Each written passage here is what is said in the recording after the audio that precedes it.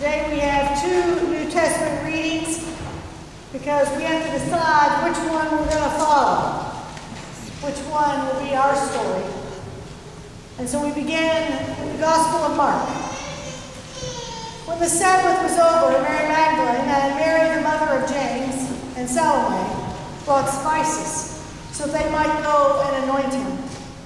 And very early on the first day of the week, when the sun had risen, they went to the tomb.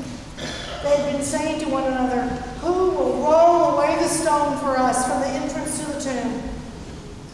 When they looked up, they saw that the stone, which was very large, had already been rolled back. As they entered the tomb, they saw a young man dressed in a white robe sitting on the right side, and they were alarmed. But he said to them, "Do not be alarmed. You are looking for Jesus of Nazareth, who was crucified. He has been raised, and he is not here. Look, there is the place they laid him. But go, tell his disciples and Peter that he is going ahead of you to Galilee. There you will see him, just as he told you." So they went out and fled from the tomb, for terror and amazement had seized them.